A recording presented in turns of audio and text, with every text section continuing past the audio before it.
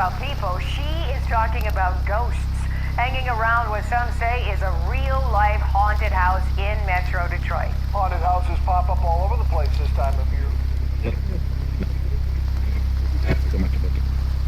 A new Wall Street Journal report profiles the many parents who think they can see ghosts, specters, and mysterious movements on their advanced baby monitors.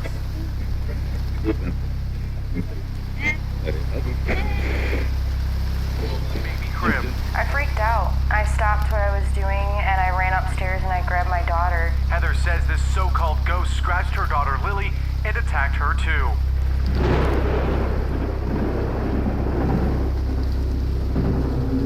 You are tuned in to the Ghost Signal.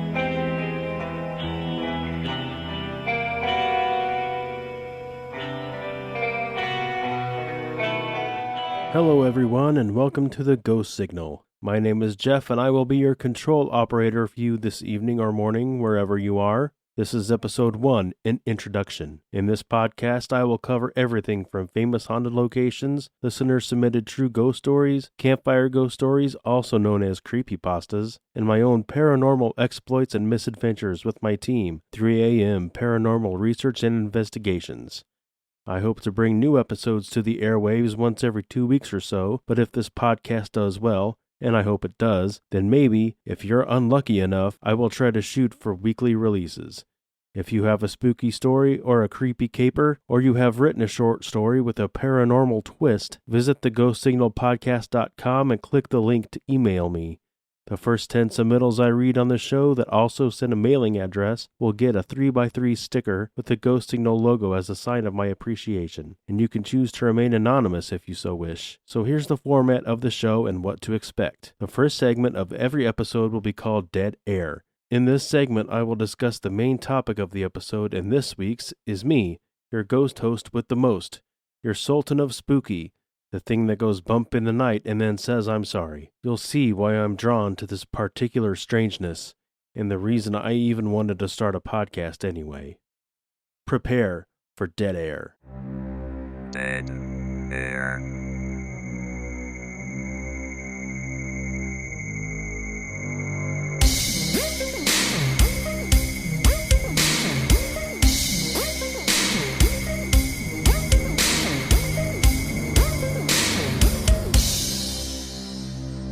Let's just go ahead and jump right in. I was born in Atchison, Kansas, a relatively small town of about 12,000 people in the northeast corner of the state, about an hour north of Kansas City. If you, dear listener, have been following the multitude of paranormal reality shows and spooky documentaries, you may recognize the name. Atchison is the home of the Dilger House, the McIntyre Villa, and the Sally House. As a young boy, I took the existence of ghosts and haunted houses as fact. My friends and I would never go close to the overgrown house on the corner because a witch lived there, and she hated kids. Her house was completely covered in moss and ivy with a huge willow tree dominating the front yard. If you stared at her house for too long, trying to catch a glimpse of the witch, she would come outside, cast a spell on you that would cause your pest to die. There was a house a few blocks over from us that we called the Gargoyle House because, as the name suggests, there were 2 gargoyles perched on top, and everyone knew that vampires lived there. Every kid in school knew that. For the first part of my childhood, up until I was 9 years old, I lived in a town populated with ghosts, witches, vampires, and all sorts of unsavory characters. The only catch is, the ghosts were real. I knew this for a fact because when I was a wee lad of 4, I saw one standing in my living room. It glowed a bluish-white light, presented itself in a flowy white dress, almost like a wedding dress, and long white hair surrounding the face of a rotting corpse. I've never been more terrified of anything in my life, and the memory of that night has been burned into my brain. On a completely unrelated note, Ghostbusters came out a couple years later, and I was an instant fan. A few years later, my mother married into the military, at which time we moved to Omaha to start a new life. I have very fond memories of the years between 1987 and 1990, one of the reasons being that the house we rented was quiet. But the damage was done. Horror movies and heavy metal had taken hold. I was staying up until midnight on school nights to watch old Twilight Zone reruns. In 1990, we moved to Colorado Springs for a few years where we rented a house with a basement light that had achieved a rudimentary form of consciousness and a shadow person who liked to show me its reflection in the fireplace glass as it peeked out from the staircase on the opposite wall. I've heard disembodied voices whisper things in my ears on more than one occasion. I've seen inanimate objects throw themselves at people. I've stayed overnight in the Villisca ex-murder house. I've been to the Warrens Occult Museum in Connecticut, met Annabelle and Lorraine, used Ouija boards more times than I care to admit, been to H.P. Lovecraft's grave in Providence, and my favorite town in the whole world is Salem, Massachusetts, and I would move there in a heartbeat if I could. I want answers, so that's why I'm drawn to it, and I feel like I might have a unique perspective on this stuff. That is why I started this podcast, and I hope that qualifies me to be your control operator for the Ghost Signal, and to bring you top-grade, quality, 100% prime-cut goose flesh. Now that you know more about me, let's move on to the next segment of the show, in which I get to know you better, dear listener. This is The Graveyard Shift.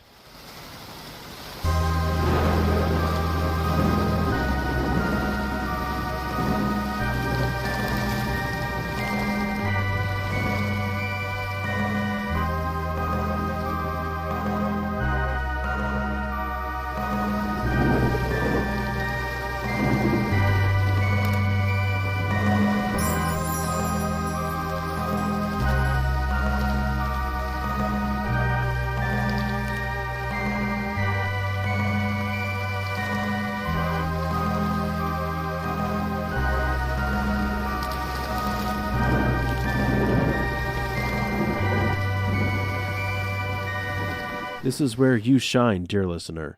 If you've been holding on to a story for years, but don't want to share for fear of being called crazy, this is the perfect forum for you because you can submit them anonymously if you so wish. Just keep in mind, the spookier the story, the better. Now, if you'll excuse me for a moment, I have to check on something. You see, someone has turned a light on in my attic, and I live alone. So gather your courage and follow me.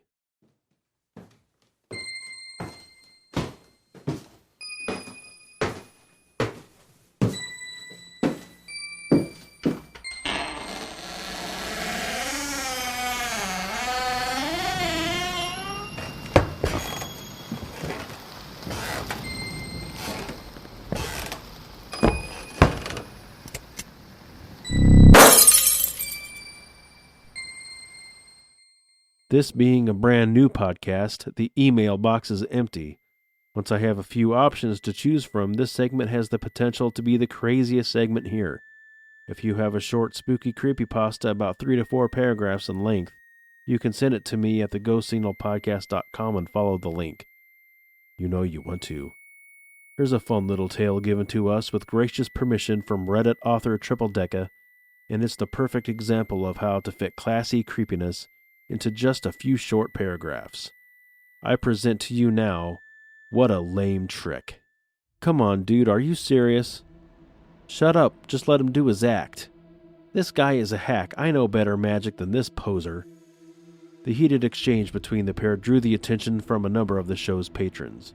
The taller of the two, clearly embarrassed, hid his face behind a hand leaning away from his friend, while the shorter only grew more confrontational.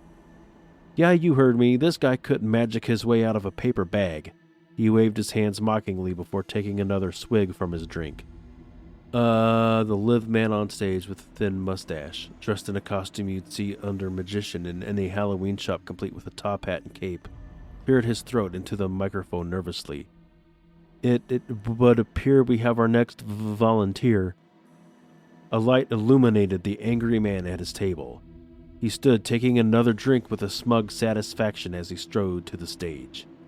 Disapproving whispers followed as he stood next to the young magician. "What you gonna do, kid? Cut me in half?"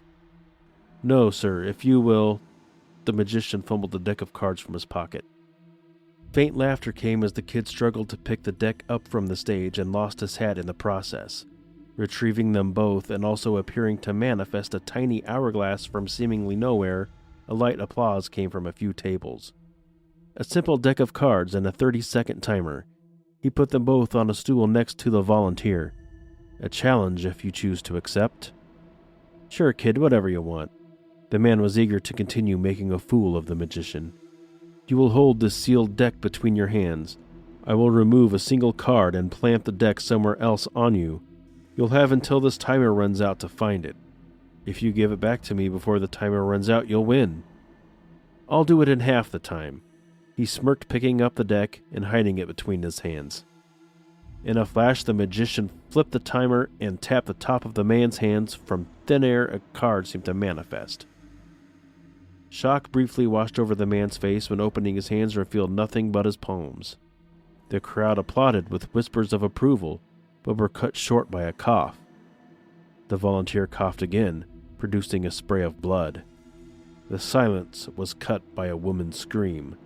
"Help him!" The man clawed at his chest desperately as onlookers rushed the stage. "A heart attack? Check his breathing." In the commotion, the magician vanished from the stage, only leaving a card on the stool. The man was dead before the timer ran out. The cause of death wasn't clear until the autopsy. The pathologist was appalled to find a sealed deck of cards inside the man's heart. As another reader stated, some might say he holds his cards a little too close to his chest, but I have to wonder what the magician's card was. Maybe the Ace of Hearts? Oh, would you look at the time? It's already 3 a.m., the witching hour.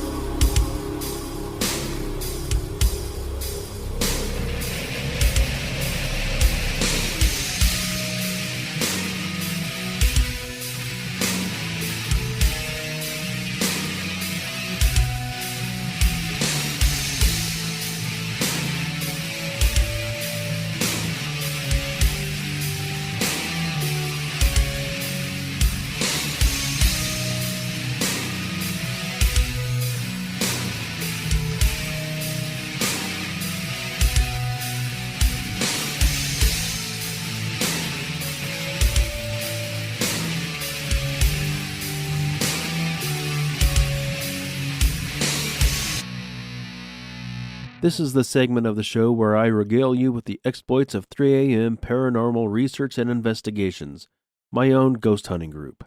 This segment will not be included in every episode of the podcast, only when there's something interesting or important to share. A quick description of 3 a.m. PRI. It is a 2-person team based in Omaha, Nebraska, and it includes myself and my longtime ride-or-die partner in crime, Mike Collins. It's something we've discussed doing for quite some time, and this year we decided to finally pull the trigger and get it going. Our first investigation was quite recent and also quite short.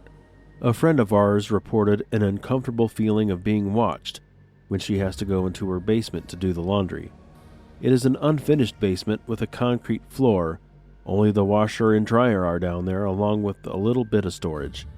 Even after a thorough saging, the feeling persisted. The event that prompted our assistance is when a porcelain pull chain light fixture shattered while the basement was unoccupied and the lights turned off. Thermal cam provided no evidence, neither did the SLS camera. Audio evidence was awash as well, with the AC trying to keep up with the summer heat.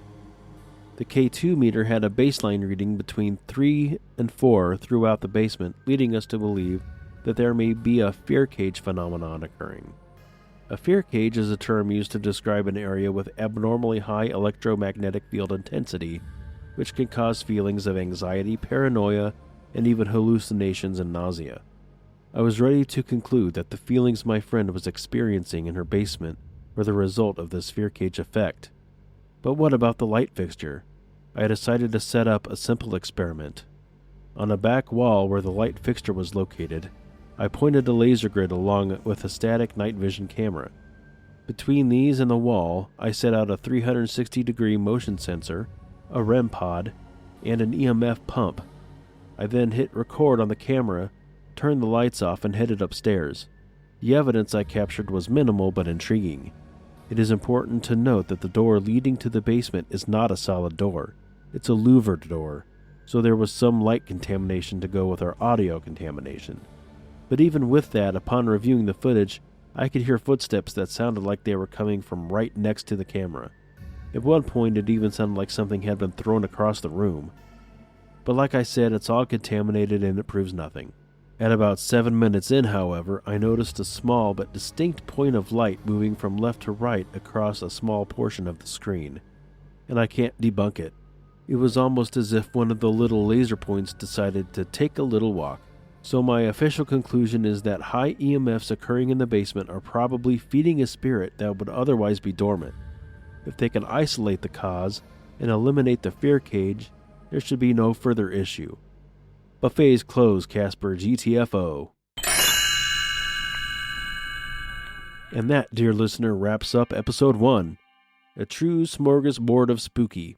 If you've made it this far, I cannot possibly thank you enough, and I only hope you've enjoyed listening half as much as I've enjoyed making it. Stay tuned for episode 2, where we go to Union, Missouri to hear the Screaming House for ourselves.